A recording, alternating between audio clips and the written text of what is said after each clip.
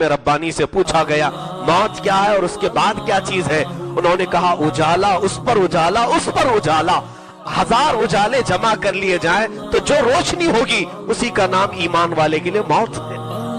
کہا ایسے کیسے؟ کہا اس لیے کہ وہ جو مر رہا ہے اس کے بعد اس کے لیے دوزخ کے دروازے ہیں جہاں صرف اندھیرا ہے، اور ایمان والا جو اپنی آنکھیں بند کر رہا ہے اس کے بعد اسے نور الہی دیکھنا ہے، اور اس نور کی یہاں کوئی دنیا میں مثال ہے بھی نہیں۔ اللہ نور السماوات والارض۔ ہم مرنے سے نہیں ڈرتے،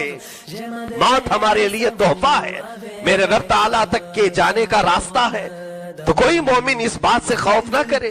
اسی لیے حضرت خبیب بن عدی رضی اللہ تعالیٰ عنہ جو مکہ مکرمہ میں سولی پر لٹکا جا چکے تھے، مسلح ہو چکا ہے، تب انہوں نے اپنی زبان سے یہ شعر کہا تھا پوری دنیا میں کسی بھی کروٹ پر مجھے مارا جائے مجھے اس کا کوئی ٹینشن نہیں، کوئی فکر نہیں، بس مجھے فخر اس بات کا ہے کہ میں ایمان کی حالت میں مارا جاؤں، ایمان پر میں دنیا سے جاؤں، بس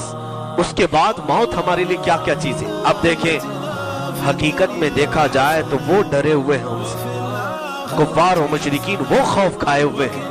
اور یہ ڈر کی مثالیں ہیں۔ آدمی ادھر سے ادھر اچھل کود کرتا ہے،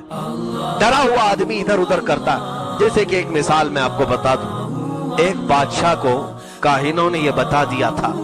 اور اللہ رب العزت کی پکڑ آ کر رہتی، کیونکہ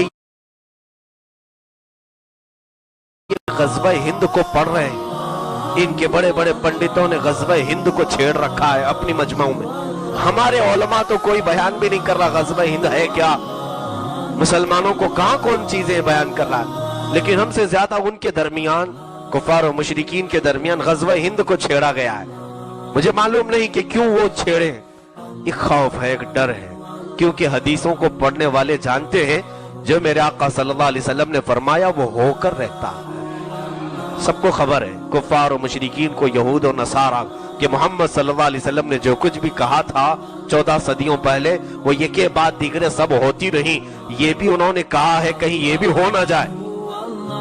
کیونکہ حضور اکرم صلی اللہ علیہ وسلم نے فرمایا اسلام کا غلبہ ہوگا پوری کائنات میں، اسلام کا غلبہ ہوگا پوری کائنات میں۔ اب ایک بادشاہ کو کاہنوں نے بتایا تھا کہ تیری موت